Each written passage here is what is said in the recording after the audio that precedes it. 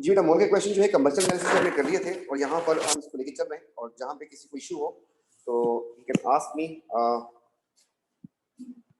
तो हम लेके चलते हैं, कुछ 4-5 क्वेश्चन के बाद जो है किसी को अगर टेक्निकल इशू हो तो you can raise his hand. The first question, what is the number of molecules in 500 centimetre cube of oxygen under room condition. मतलब 25 डिग्री सेल्सियस में बात कर रहा है और ऑक्सीजन के बारे में बात की है। तो this question will be mole without equation, जब एक ही चीज के बारे में बताया हो और उसके बारे में पूछा हो। इसके लिए रूल आपको ये बताया था, इट्स वेरी सिंपल, आप किसी भी तरीके से कर सकते हैं, आप लोग ओ लेवल से करते हुए आ रहे हैं इसको। तो हमने इस तरीके से सिखाया था कि आप क्वेश्चन को इक्वेशन की फॉर्म में लिखते हैं। तो उसने कहा कि नंबर ऑफ मॉलिक्यूल्स, हमने लिख दिया कि x मॉलिक्यूल्स,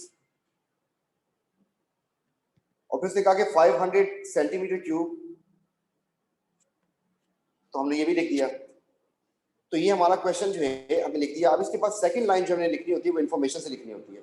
तो पहला काम तो ये करना है, आपने मॉलिक्यूल्स के नीचे मॉलिक्यूल्स लिखने एंड सेंटीमीटर क्यूब के नीचे सेंटीमीटर क्यूब लिखने। अब ये बात आपके पास इन्फॉर्मेशन से आती है, और इन्फॉर्मेशन में आपको लिखवाया हुआ है वहां पे कि अगर 6.02 10⁻23 मॉलिक्यूल्स हो तो उसका वॉल्यूम जो है दैट इज 24,000 सेंटीमीटर क्यूब या 24 decimetre cube. If we cross multiply it we will get the answer.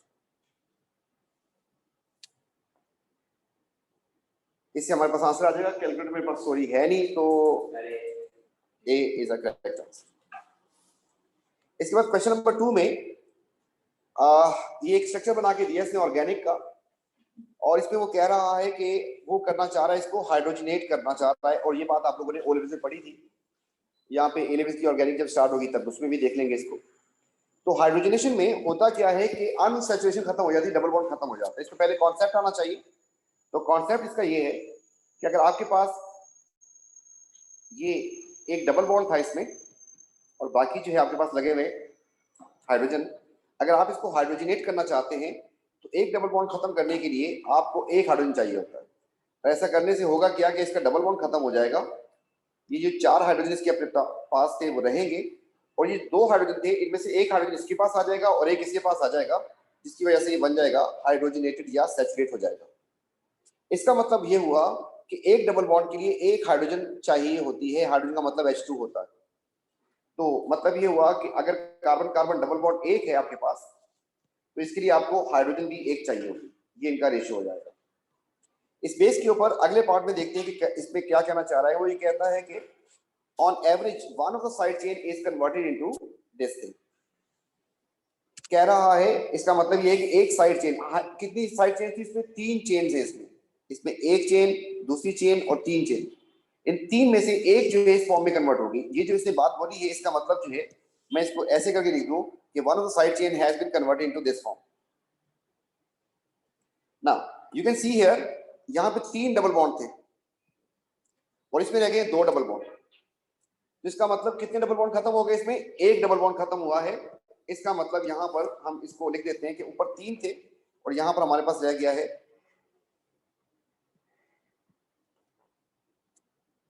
इसका मतलब एक डबल बॉन्ड कोई भी किसी भी जगह से खत्म हो गया इसका। इसके बाद नेक्स्ट थिंग ही सेज के 2 side chains are converted to this form. जो 2 साइड चेन्स थी ये दोनों इस फॉर्म में कन्वर्ट हो गई है। इनको भी दोबारा गौर से देखें तो इनके पास 3 डबल बॉन्ड थे, इसके पास भी 3 डबल बॉन्ड थे। अगर ये इस फॉर्म में कन्वर्ट हो गया है, इसका मतलब इसमें से 2 डबल बॉन्ड खत्म हो गए। सिमिलरली वो कह रहा है नीचे वाली दोनों चेन के साथ यही काम हुआ है, तो यहां से ये फॉर्म भी इसी में कन्वर्ट हो रही है। इसमें भी 3 थे, एक रह गया है, इसका मतलब 2 इसमें से खत्म हो गए। तो टोटल जो डबल बॉन्ड खत्म हो रहे हैं, जो हाइड्रोजनेट हो रहे हैं, दैट आर 5। तो अगर आपके पास एक डबल बॉन्ड के लिए एक हाइड्रोजन चाहिए होती है, तो 5 के लिए आपको 5 चाहिए होंगी hydrogen. How many moles of hydrogen are required? तो इसका मतलब हो जाएगा कि आंसर इसका बी बन गया। Question number 3। क्वेश्चन नंबर 3 थोड़ा टेक्निकल है, लेकिन इसका गलत आंसर भी सही बन जाता है, तुक्के से भी सही हो सकता है, लेकिन क्वेश्चन सीधा नहीं है। इस क्वेश्चन में वो ये कह रहा है कि samples of gas same atoms as 1 gram of hydrogen. एक मोल में एटम जो होते हैं दैट इज 6.02 10⁻23। वो किसी भी चीज का मोल हो, नंबर है। तो यहाँ पर उसने हाइड्रोजन एटम की बात की और बताया किसके बारे में, हाइड्रोजन मॉलिक्यूल के बारे में, और उसने 1 ग्राम की बात की है। तो सबसे पहले हम क्या करते हैं कि हाइड्रोजन के मोल्स निकाल लेते हैं। हाइड्रोजन का मतलब समझ लेते हैं, हाइड्रोजन का मतलब होता है H2। साथ ये भी समझ लें कि अगर आपके पास H2 एक होगा तो आपके पास इसके एटम्स कितने हो जाएंगे, 2 एटम्स हो जाएंगे।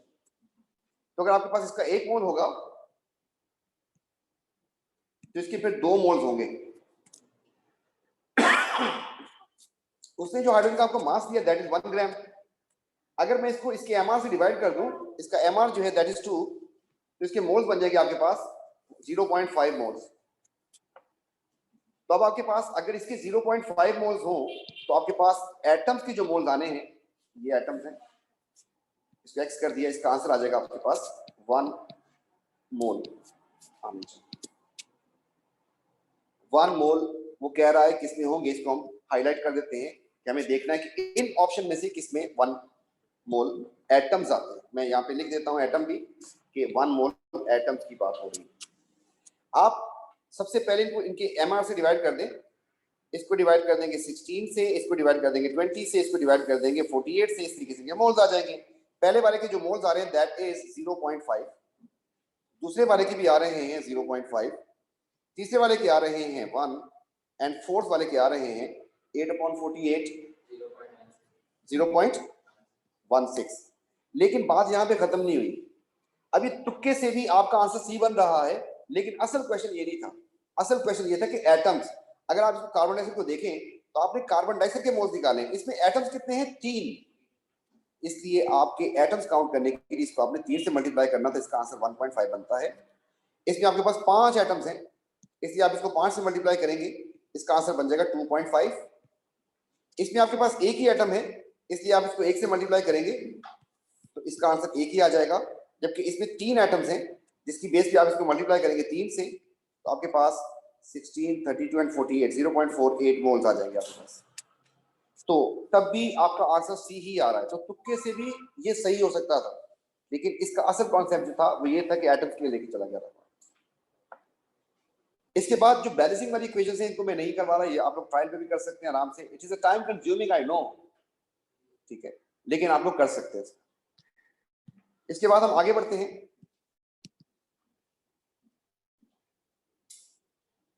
और आगे जाके हमारे पास ये क्वेश्चन आ गया, क्वेश्चन नंबर 5।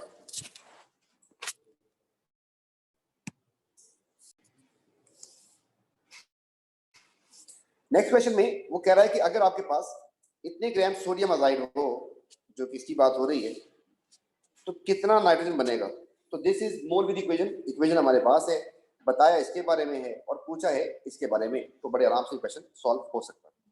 इस क्वेश्चन को सॉल्व करने के लिए हमने आपको बताया था कि आप जो है जिस चीज के बारे में बताया है उसको, और जिस चीज के बारे में पूछा है उन दोनों चीजों को आप अंडरलाइन कर दें। जिसके बारे में पूछा है इसके बारे में बताया, अंडरलाइन कर दिया। सेकंड रूल ये था कि इसके बारे में ग्राम में इंफॉर्मेशन है तो ग्राम ग्राम लिख दें, जबकि इसके बारे में वॉल्यूम की बात की है तो आप डेसीमीटर क्यूब लिख दें इसके नीचे, और इसके नीचे भी डेसीमीटर क्यूब लिख दें। फिर आपको कहा था ये 2 लाइनें कुछ इस तरीके से फेल होंगी कि ये वाली लाइन जो है आपके पास ये क्वेश्चन से फेल होगी। क्वेश्चन ये था कि अगर ये 50 हो तो ये कितना होगा, तो जबकि ऊपर वाली लाइन जो है वो आपके पास फेल होगी इक्वेशन से। आपको यहाँ पर कुछ ग्राम लिखने, तो हमने लिखा 2 और फिर इसका एमआर निकालते हैं, इसका एमआर बन जाएगा 23 प्लस 3 नाइट्रोजन 42, इसका मतलब 65। जबकि इसके 3 मोल नहीं लिख रहे, 3 मोल का वॉल्यूम लिखना है, तो दैट विल बिकम 3 into 24, 1 मोल 24 होता है। तो क्रॉस मल्टीप्लाई करेंगे जिससे हमारे पास इसका आंसर आ जाएगा, and I guess C is the correct answer. The next question is 6। He says कि आउट ऑफ दीज, इनमें से किसमें same number of hydrogen ions होंगे कॉन्सेंट्रेशन जितनी 1 मोल ऑफ HCl में होती है। तो question is quite simple. HCl का अगर आप 1 मोल लेते हैं तो आपके पास H आयन भी 1 मोल होंगे, ये बात कंफर्म हो गई। इथेनोइक एसिड को अगर गौर से देखें तो इसमें भी एक ही H निकलता है, ये भी मोनोबेसिक एसिड है HCl की तरह। नाइट्रिक एसिड भी एक मोनोबेसिक एसिड है, इसमें भी एक ही H आयन होता है। जैसे कि आपको नजर आ रहा है कि इसमें एक H आयन है, तो इनमें भी यही एक H आयन जाता है। तो 2 ऑप्शन बन गए हमारे पास। सोडियम हाइड्रोक्साइड में ये सारे नो वेरी वेल कि इसमें तो H आयन है ही नहीं, तो ये ऑप्शन तो कट जाएगा। सिमिलरली सल्फ्यूरिक एसिड में अगर इसका फार्मूला लिखते हैं हम लोग तो दैट इज H2SO4, क्योंकि इसमें 2 मोल्स बन रहे हैं इसलिए हम इसको भी काट देंगे, इसमें 1 मोल नहीं बनेगा। अब रह गए हमारे पास 2 ऑप्शन, तो इन दोनों में से किसको करेक्ट करें? जो स्ट्रॉन्ग एसिड होता है वो कंप्लीटली डिसोसिएट होता है, जितने मॉलिक्यूल्स एसिड के होंगे उतने H आयंस बन जाएंगे, लेकिन जो वीक एसिड होता है वो पार्शियली डिसोसिएट होता है। अगर आपके पास इसके 100 मॉलिक्यूल्स होंगे तो 100 नहीं टूटेंगे, इसलिए इसकी कॉन्सेंट्रेशन इसके H आयन की कॉन्सेंट्रेशन के बराबर नहीं हो सकती, क्योंकि ये पार्शियली डिसोसिएट होता है, इसमें H आयन और इसकी कॉन्सेंट्रेशन बराबर नहीं हो सकती, जबकि इसमें H आयन की कॉन्सेंट्रेशन इसके बराबर होगी। सिमिलरली इसमें भी बराबर होगी, क्योंकि ये भी स्ट्रॉन्ग एसिड है और ये भी स्ट्रॉन्ग एसिड है, तो आंसर विल बी बी। कहा था HCl जितने मोल्स प्रोड्यूस करे, तो HCl एक स्ट्रॉन्ग एसिड है तो वो भी स्ट्रॉन्ग होना चाहिए था। क्वेश्चन नंबर 7 क्वेश्चन का था, ये हमने करवा दिया इससे पहले। अब क्वेश्चन नंबर 8 की तरफ मूव करते हैं। क्वेश्चन नंबर 8 जैसे क्वेश्चन भी आपको मिलेंगे और टाइम थोड़ा सा लगता है इसके लिए। इसमें 2 तरीके हैं, या तो हम कर लें इसको सिंप्लीफाइड फॉर्म में कॉमन सेंस से, लेकिन अनकॉमन सेंस जो है इतनी कॉमन नहीं होती।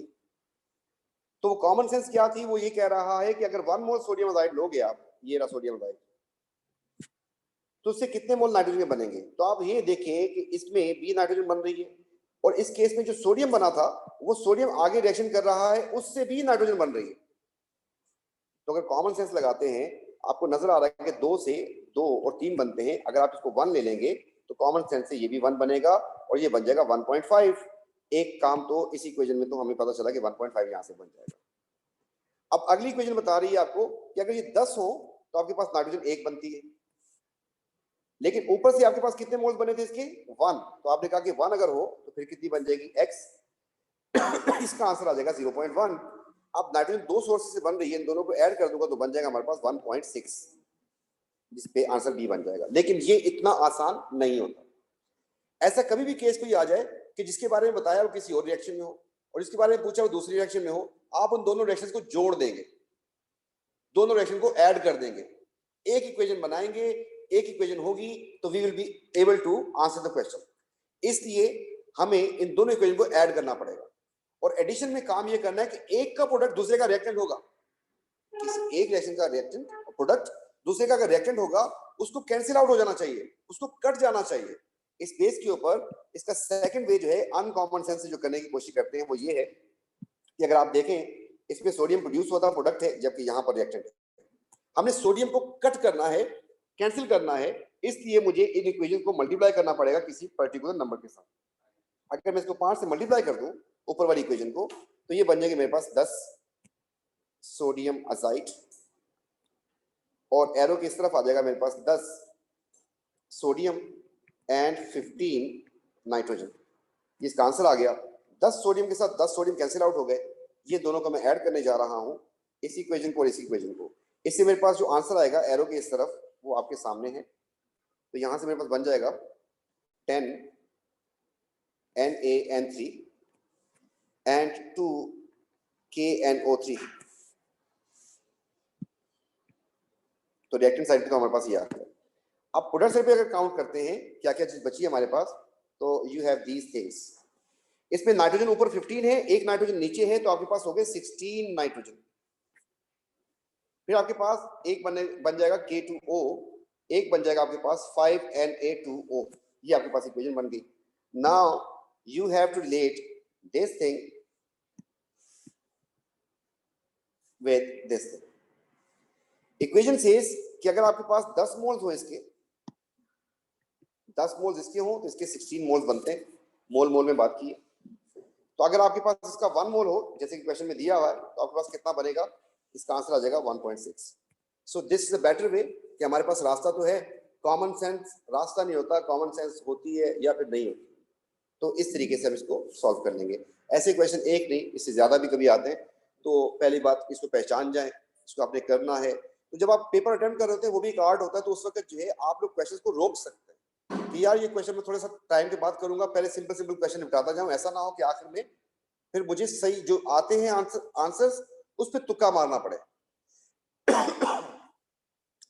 नेक्स्ट क्वेश्चन, इसमें कह रहा है कि what is the minimum volume of sodium hydroxide. याद रखिएगा जब किसी चीज की कॉन्सेंट्रेशन बता दे तो ये मोल विद इक्वेशन का क्वेश्चन होता है। इक्वेशन दी हुई है आपको, अब यहाँ पर मोल बता दे, वॉल्यूम की बात कर दे, तो हम उनको तो कभी ला नहीं सकते इक्वेशन में, तो हम क्या करते हैं उसकी जगह पे मोल्स लेंगे। इसका मतलब सोडियम हाइड्रोक्साइड की जो इंफॉर्मेशन है that will be taken in moles, इसको मोल्स में काउंट करेंगे।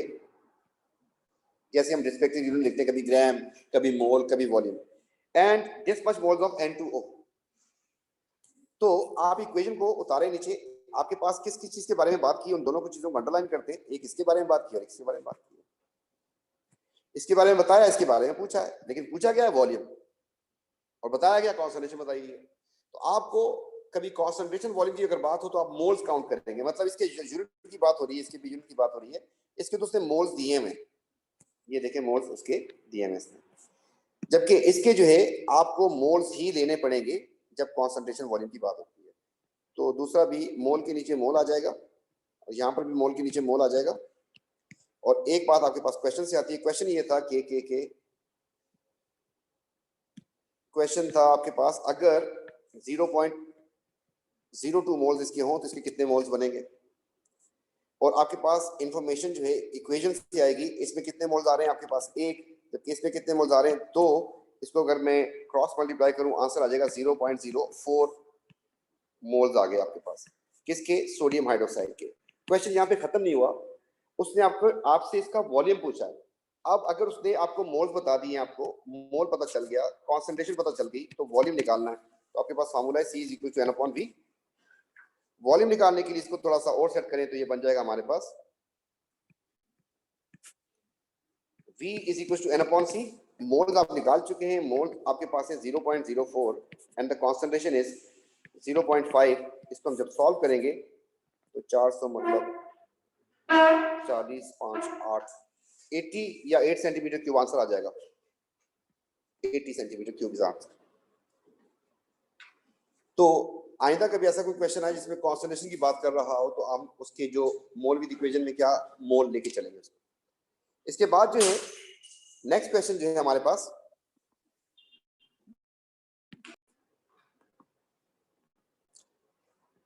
नेक्स्ट क्वेश्चन ये कह रहा है कि आप जो है बताएंगे इन दोनों x और y की वैल्यू बताएंगे। नाइट्रोजन का कोई ऑक्साइड है, x की वैल्यू 1, 2, 3 कोई भी नंबर हो सकता है, आपको ऑप्शन भी नजर आ रहा है आपको, एंड y का नंबर भी चेंज हो सकता है। और आपको इन्फॉर्मेशन क्या दे रहा है, बता रहा है कि इतने ग्राम और वॉल्यूम है इतना, और आरटीपी पे इतना वॉल्यूम होता है 1 मोल का। तो आपको पता है कि 1 मोल जो है वो mr के बराबर होता है और वो 24 डेसीमीटर क्यूब के भी बराबर होता है। इस बेस के ऊपर हमें ग्राम में इंफॉर्मेशन आ रही है और सेंटी में आ रही है, तो हम इसको रिलेशन बनाएंगे। हमने लिखा कि अगर 0.23 ग्राम का वॉल्यूम कितना है, 120 सेंटीमीटर क्यूब।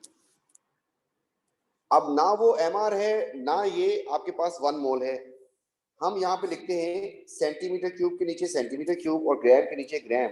तो ऐसा करने से इंफॉर्मेशन से जब उठाएंगे तो आपको पता है कि 1 मोल का वॉल्यूम होता है 24,000 सेंटीमीटर क्यूब, तो उसके कितने ग्राम होंगे ये बन जाएगा आपके पास। जब इसको सॉल्व करते हैं तो हमारे पास कुछ आंसर आएगा।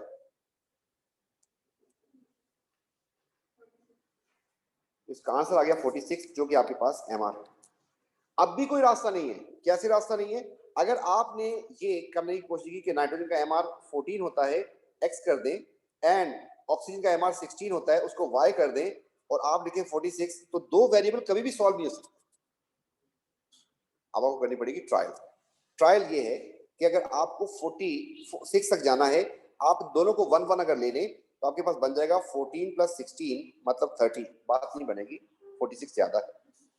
आप अगर इसको ऐसे कर दें 2 और इसको कर दें 1, तो अब आपके पास हो जाएगा 28 + 16, इसका आंसर आ जाएगा 44।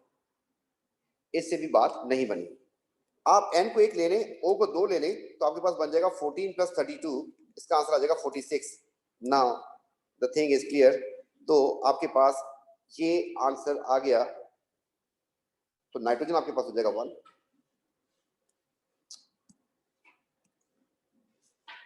जबकि वो हो जाएगा आपके पास 2। इस तरीके से इसका आंसर जो है वो बन जाएगा बी। नेक्स्ट क्वेश्चन में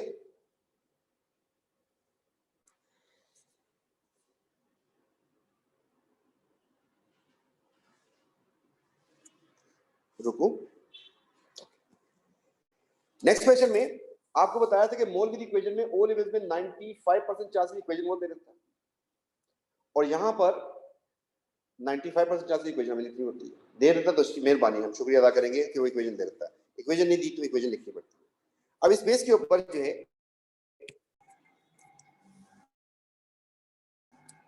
तो इस क्वेश्चन में आपसे वो कह रहा है कि अगर how many moles of calcium oxide will react with 1 mole of this, इनकी रिएक्शन से बनता क्या है, ये बनता कैल्शियम ऑक्साइड का बस क्या फार्मूला आना चाहिए आपको, बिस्मिल्लाह करके कैल्शियम ऑक्साइड का फार्मूला ये होता है, और इसका फार्मूला उसने दे दिया है P4O10 लिख दिया हमने। बनाना क्या इससे, बनाना है आपने Ca3 एंड PO4 ट्वाइस, ये बनाना है। अब आप यहां पे अगर देखें तो कैल्शियम एक था, कैल्शियम यहाँ पे 3 है, तो अगर 3 लगाए तो कैल्शियम बैलेंस हो जाएगा।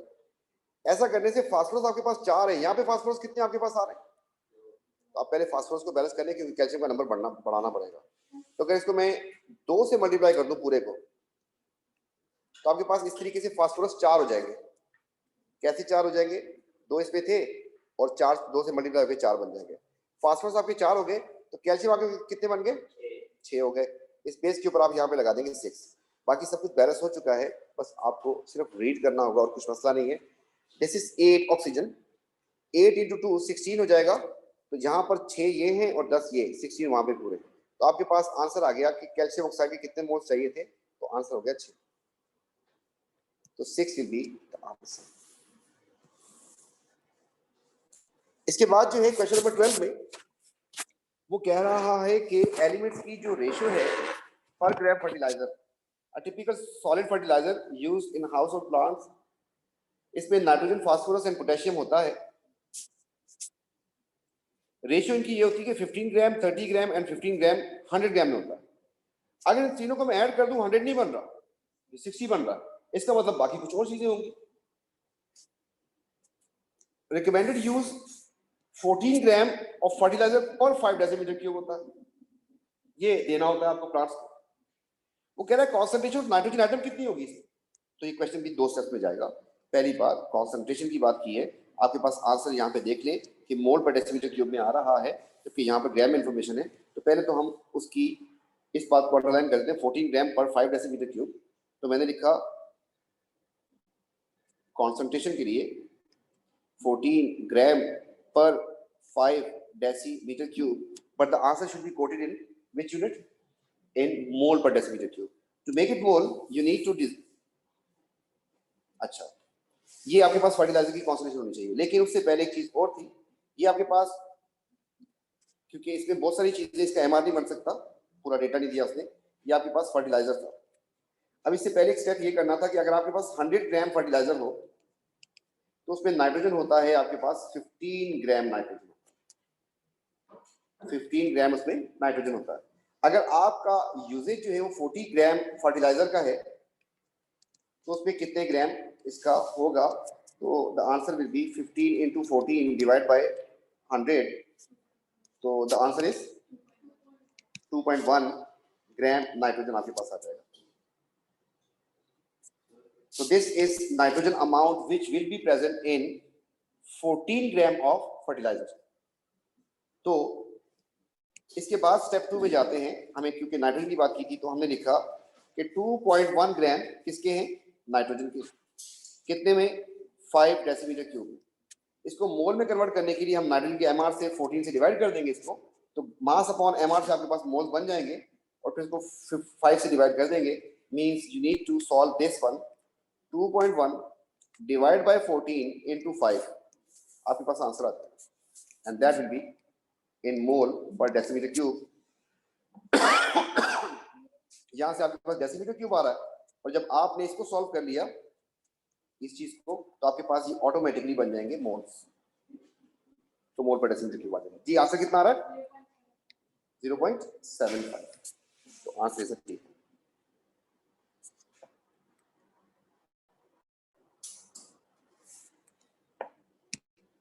जी क्या है आंसर, द आंसर इसको सॉल्व करने में आंसर क्या आ रहा है? 0.03 आ रहा है। बेटा कैलकुलेटर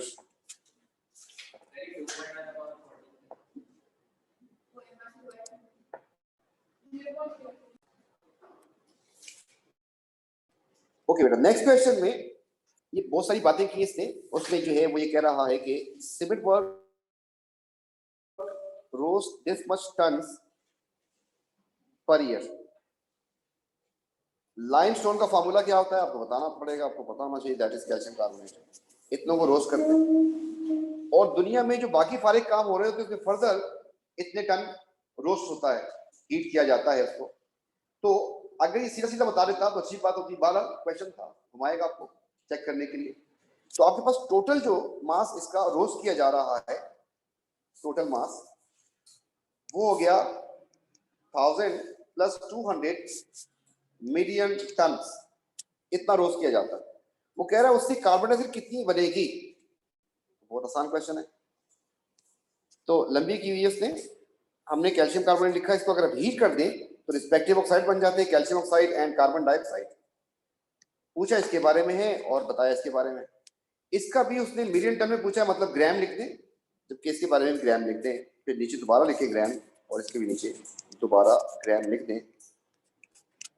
ये आपका क्वेश्चन आएगा यहाँ पर। तो 1200 टन से कितने टन बनेगा, और क्वेश्चन में आपको इक्वेशन से उठा के लिखना था। इसके 1 मोल की जगह पे इसका एमआर आ जाएगा, दैट इज 100, जबकि इसके 1 मोल की जगह पे इसका एमआर आ जाएगा, दैट इज 44। तो इससे हम इसको सॉल्व कर लेंगे। देखिए एक बात बड़ी आसान सी है, कभी भी कन्वर्जन में ना जाएं। अगर वो पूछा नहीं है, आपने देखा कि यहाँ पर भी मिलियन टन में आंसर दिया वास्ते, तो इसलिए अगर इतने ग्राम से 100 ग्राम से 44 ग्राम बनता है, 100 ग्राम से 44 ग्राम बनता है, तो 100 केजी से 44 केजी बन जाएगा। जब ज्यादा लोगे तो ज्यादा बनेगा, कम लोगे तो कम बनेगा। अगर आप इसके मिलियन टन ले लोगे तो मिलियन टन प्लस के बन जाएंगे, रेशियो तो वही रहेगी। इसलिए आपको यूनिट कन्वर्जन में जाने की जरूरत नहीं है, बस काटना हो तो काट दें, आपकी मर्जी है।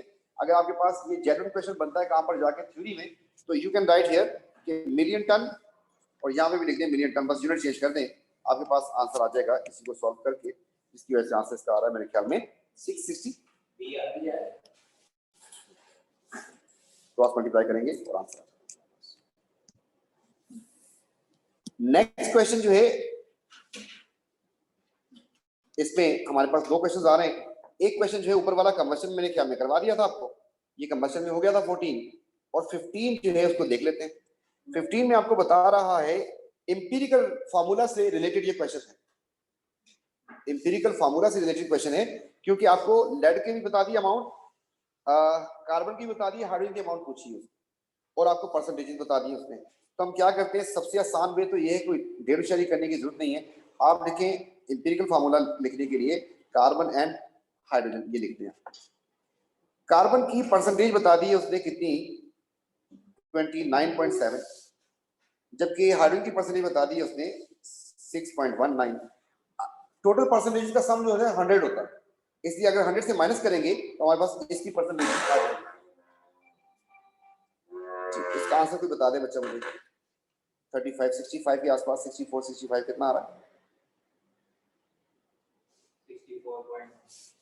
64.1।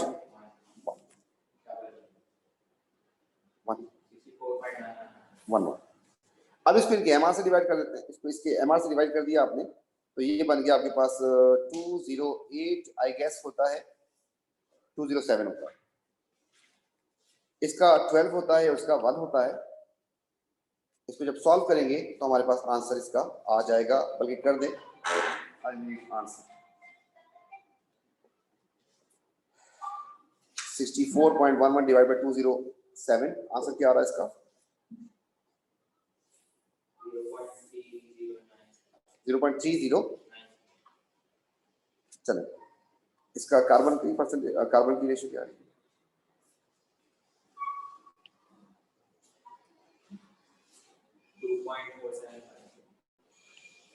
और इसकी रेशियो तो यही आ जाएगी 6.19। फिर क्या करना होता है, छोटी वैल्यू से डिवाइड करना होता है। इसमें से छोटी वैल्यू यही है 0.309, इसको भी 0.309, इसको भी 0.309। इसका आंसर तो 1 आ जाएगा। कार्बन की रेशियो भी आ जाएगी आपके पास, कितनी आ रही है? 2.47 divided by 3.309.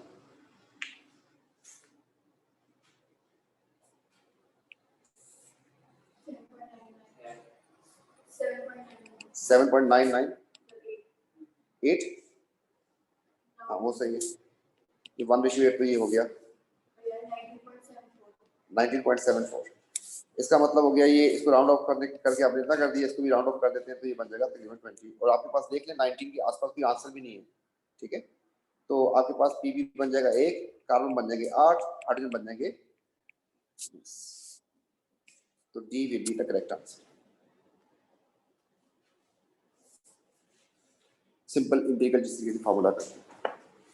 इसके बाद वो एक क्वेश्चन कर रहा है आपसे के when this much bleach centimetre cube बताएं, उसके इक्वेशन दी हुई है, मोल दिए जाएंगे इसके। Excess of H2O2 this much oxygen gas is given out, find the concentration. किस किस के बारे में बताया है उनको मैं अंडरलाइन करने जा रहा हूं। तो आपको पहली बात तो ऑक्सीजन के बारे में बताया है, और दूसरा आपको बताया ब्लीच के बारे में। और ब्लीच जो है, ब्लीच का फार्मूला उसने लिखा हुआ है यहाँ पर कि this is known as a bleach. तो आपको जिन दो चीजों को अंडरलाइन करना था वो आपके पास एक ये है और एक आपके पास ऑक्सीजन है। ऑक्सीजन के बारे में जो बात हो रही है दैट इज इन मोल, तो मोल के नीचे दोबारा मोल लिख दिया हमने। जबकि इसके बारे में उसके वॉल्यूम और कॉन्सेंट्रेशन की बात हो रही है तो हम फिर इसके लिए भी मोल ही लिखेंगे, आपको बताया था अभी थोड़ी देर पहले।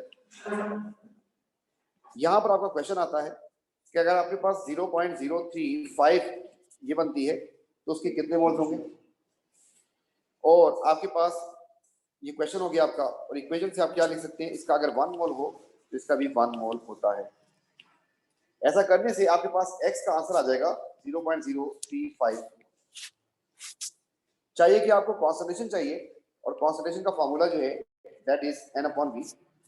आपके पास मोल्स आ चुके हैं ब्लीच के, आपके पास वॉल्यूम भी है ब्लीच का, तो मोल्स हो गया आपके 0.035, वॉल्यूम हो गया 25/1000। जब सॉल्व करेंगे तो हमारे पास आंसर आ जाएगा, and that will be I guess 1 point something होगा। तो मेरे ख्याल में डी आंसर बन रहा है शायद।